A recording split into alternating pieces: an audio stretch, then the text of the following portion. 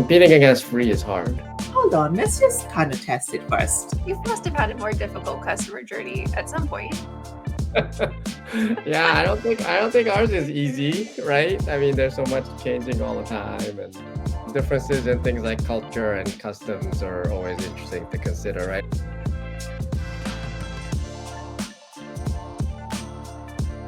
I owned a product a while ago where the most common alternative to using our solution was using an open source solution. So that was an interesting, you kind of had to, go into different parts of the customer journey, like much earlier on, right? To see where they were starting to kind of lean that way, or, what kind of things would cause them to maybe veer off of using open source. So identifying key points where there's value that we or other commercial offerings were delivering, right, compared to open source. So I have a challenging one, which may not be satisfying, but this was, I found that anything to do with money, anything to do with a lot of money, anything that has a long delivery timeline from when money is paid and receiving.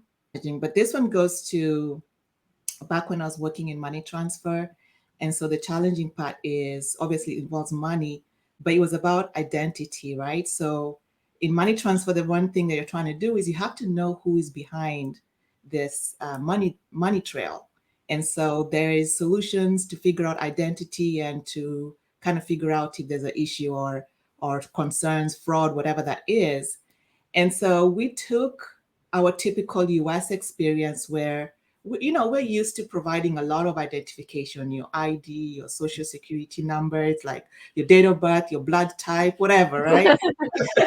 And so we took this and we were launching in the UK. I remember taking this through user testing, and the UK users were livid. They were completely upset. How dare you ask these kinds of questions? It's unethical. It's all of these things. And so we had to figure out a way to identify UK consumers without asking personal identifying information. So that was interesting. We ended up having to use internal providers who provide this in a safe and ethical way in the UK. And we ended up having to have an onboarding process.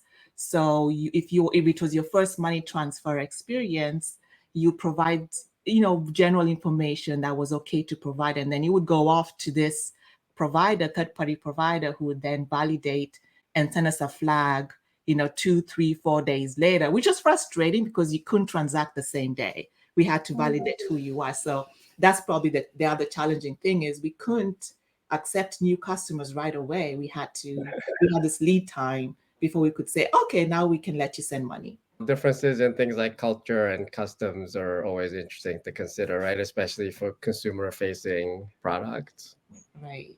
Because you solved it for one area or one geography or one target customer doesn't mean you solved it for everybody. So exactly. There was a thought that, hey, why don't we just launch and see what happens? So we were very lucky that we said, hold on, let's just kind of test it first and see.